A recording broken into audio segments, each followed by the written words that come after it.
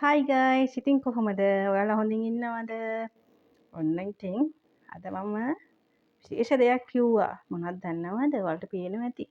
බුරියානියක් වෙලා තියෙන ගෙදර හැමෝම ඉන්න හන්දා අද මම දවල්ට බුරියානියක් කිව්වා. මොකද ගොඩ දවසකින් මස් ඉව්වෙම නැහැ. ගොඩක් අපේ ගෙදර එළවලු බත්නේ කන්නේ. ඒ කියන්නේ අපේ අම්මයි ගෙදර ගොඩක්ම කන්නේ එළවලු බත් තමයි. මේ බුරියානියේ තියෙන විශේෂත්වය තමයි මගේ අම්මා උයන විදිහටම මං ඉව්වේ.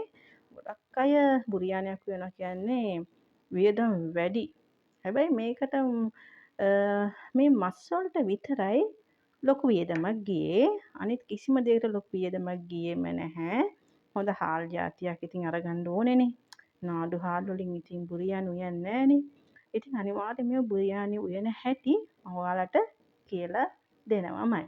අඩු වියදමකින් රසම රස බුරියානියක් උයන හැටි. ඊට පස්සේ මම මේකට හැදුවා පොඩි සැලඩ් එකක්. මේකට මම මොනවද දාලා තියෙන්නේ? තක්කාලි, කැරට්, බීලුණු, දෙහි, ලුණු, ගම්මිරිස් කුඩු ටිකක් එකතු කරලා හොඳට මම මික්ස් කරලා ගත්තා. මේකට පොඩි මාළු මිරිස් කරලා පොඩිවට කපලා දැම්මනම් හොඳයි. සැරට කැමති අයට කැමති නම් හැබැයි ඉතින් උත්සවයකට වගේ නම් ඉතින් එහෙම දැම්මොත් ඉතින් ගැලපෙන්නේ නැහැ.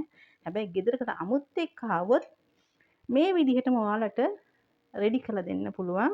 මම දවසට මේ බිරියානිය හදන හැටි මම ඔයාලට කියලා දෙන්න. එතකොට ඔයාලටම හිතෙයි මොකටද අපි මෙච්චර බිරියානියක් වෙනුවෙන් වියදම් කරන්නේ කියලා. එච්චරම රසයි, ඒ වගේම සුවඳයි, ඒ වගේම ගුණයි.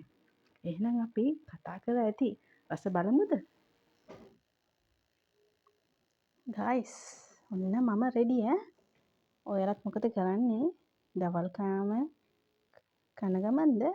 මං හිතනවා ඔයාලට දවල් කෑම කන ගමන් කියලා. කන ගමන් තමයි මේ වීඩියෝ එක බලන්නේ. බලන්නකෝ. අල්ල තියෙනවා. මම මේකට එකතු කරේ චිකන්. බීෆ් එකතු කරත් මාරම රසයි.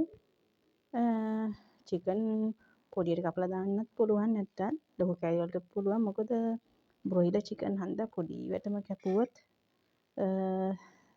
මස් දිය වෙන්න ඉඩ තියෙනවා. ඔන්න ඉතින් කතා කරලා ඇතිනේ. අපි කාලා බලමු කොහොමද කියලා මේ බිරියානි එක.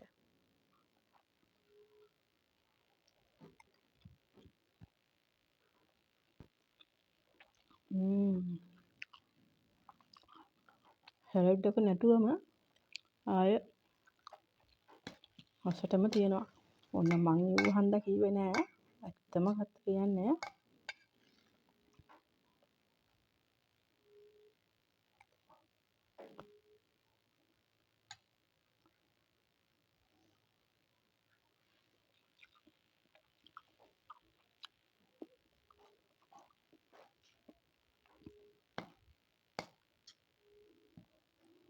මම නම් හිතන්නේ ඔයාලා මේ වගේ සැලඩ් එකත් එක්ක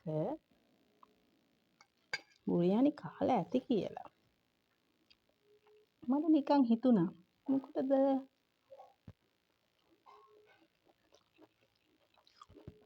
බුරියානියක් වෙනකොට ගොඩක් දේවල් එකතු කරගන්නේ. මේ බුරියානි එක නිසා වුණත් කන්න පුරන්න සැලඩ් එකක් හදාගත්තොත් ඇතිනේ කියලා. පොඩි අදහසක් විතරයි ඉතින්. හැබැයි ඉතින් ලොකු උත්සවයක් වගේ තියෙනකොට නම් ඉතින් එහෙම සිම්පල්ව කරන්න බෑනේ.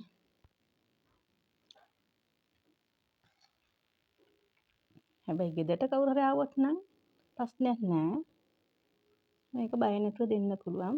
රසට ඒ වගේම ගුණට තියෙනවා මේ සැලඩ් එකට කැරටුත් එකතු කරලා තියෙන්නේ. කැරට් වල ගුණ ඉතින් කියන්න ඕනේ නෑනේ.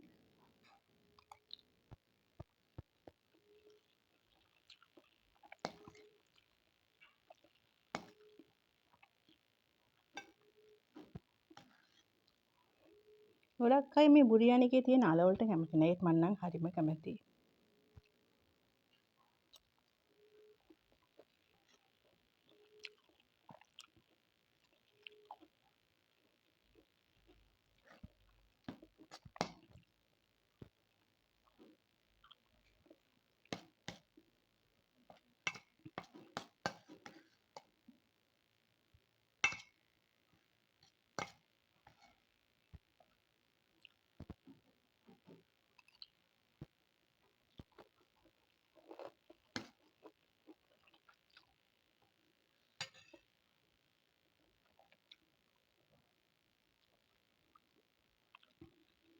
මං හිතුව ඉතින් බුරියානි කියනම් කියන්න වැරද්දක්ම නෑ. පොඩි ළමෙක් උනත් කන්න පුළුවන්. සාමාන්‍යයෙන් ඔයාලා වීඩියෝ වල දැකලා ඇති බුරියානි උයන විදිහ ඒත් මගේ අම්මා නම් උයන්නේ හරිම වෙනස් විදිහකට. හරි පහසුයි ඒ වගේම රසයි. ඉතින් මොකද යාළුවනේ කියන්නේ? ඔයාලත් මේ වගේ බුරියානියක් කන්න ආසයිද? මේ වගේ බුරියානියක් හොයන්න try කරනවද? එහෙනම් ඉදිරියේදී අපි මේ වගේ රසම රස බුරියානියක් උයමු. මොකද ඔයාලා තාම මගේ channel එක subscribe කරලා නැහැ. අනිවාර්යයෙන්ම subscribe කරන්න, share කරන්න, comment කරන්න, like කරන්න. එහෙනම් තවත් වීඩියෝ එකකින් හමු වෙනතුරු ගිහිල්ලා එන්නම්. සුබ දවසක්.